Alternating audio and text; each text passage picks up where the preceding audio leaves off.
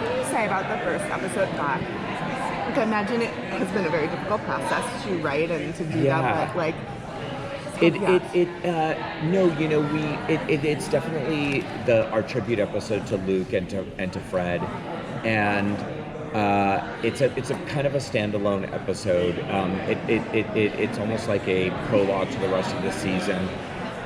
It happens. It's set on July 4th, and we spent a long time thinking about what was the best way to honor Fred and to honor Luke, and we wanted to tell kind of a really simple emotional story. The focus is a lot of it is on Archie, obviously, and we had the table read, and I'd never been part of a table read that was like that.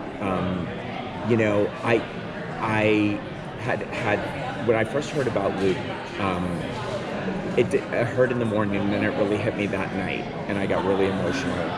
And then when we were doing the table read, we were all sort of together for the first time, talking about it, because we shut down production. When I went up right after that, there was one stage that, Cammie and KJ were shooting on one stage and Lily was shooting on the other stage. So it was the first time we were all together kind of really talking about it, and it was powerful. It was really powerful. Does this mean, will we see more of Molly Ringwald this season? Yes, we will see more of Molly Ringwald. Molly's great. She always happy to have her in Riverdale, and she actually, when Luke passed, she was already scheduled to be in an episode, so she was up there when I went up there, and most of all the stuff, all her stuff was with either Luke or KJ, and she was emotional, and Luke really welcomed Molly, as he welcomed everyone. And she said, please don't bring in Archie's uncle. Like, please let me be his mom. And I was like, Molly, we're here for it. So I'm really, really thrilled that she's going to be spending time with us. Can you talk about what the general, overall theme of the season is going to be? Yeah, I think that, it's fun. The overall theme, I think, is senior year. The kids are seniors this year. We so rarely focus on high school stuff because there's usually running speakeasies or tracking down serial killers or being kidnapped by cults or going into juvenile detention center. So it's like, this is it. This is like, after this year, they're not going to be high school students. So we're like, we better get in as much high school stuff as we can. So and it adds a sort of poignancy to the season. This is kind of, you make friends in high school, and then usually at graduation you do go your separate ways. Some go to college, some go to different colleges, some get jobs, some move away, some go into the military. So the idea that this group of people who's been together for 4 years, some longer than that, that this could be their last first day of school, their last prom, their last football game, I think adds a real melancholy, bittersweet. It's a bittersweet feeling, which I think is the big theme of the season. You guys are going to do another musical episode this year, right? Yes. Do you have any ideas for what you want? A lot of people have been suggesting them.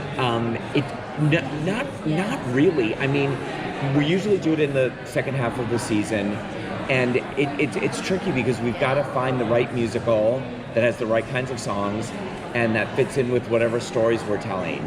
So, it's funny, we did Carrie, and that was a musical that I loved and I was excited to do. And when we were looking for other musicals to do, we were struggling with it. And then one of the writers said, hey, there's a Heathers musical. And I was like, yeah, I never saw it. And, I bought the album on iTunes and then spent like 2 days listening to it. And I was like, wow, this is really great.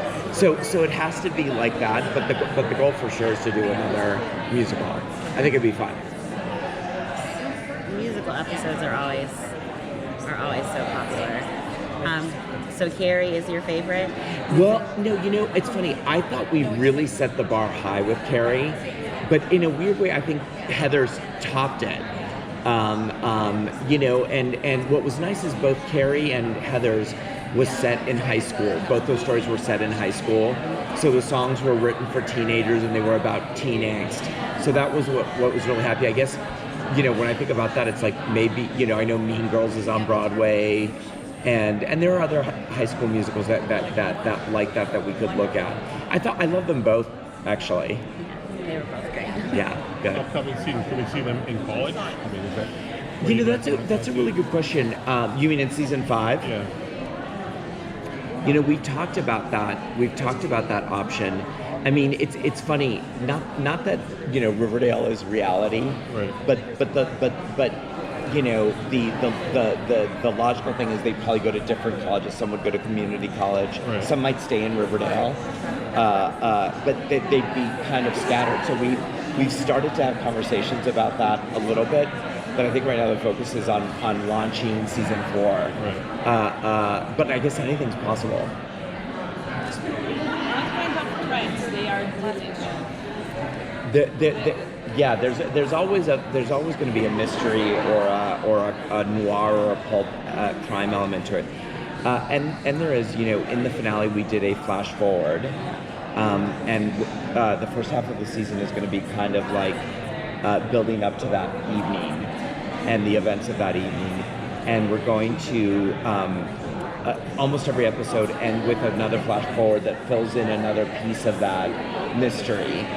But we usually do 2 or 3 mysteries, and we're doing the same here. I will say though that unlike season 2, which had the Black Hood as a serial killer, and last year that had the Black Hood and the Gargoyle King as killers, we're kind of going back a little bit to season 1, which was there was a mystery to unfold, but it wasn't like every episode someone might die. So we can tell a little bit more character stories or more emotional stories. But there will be mysteries for sure.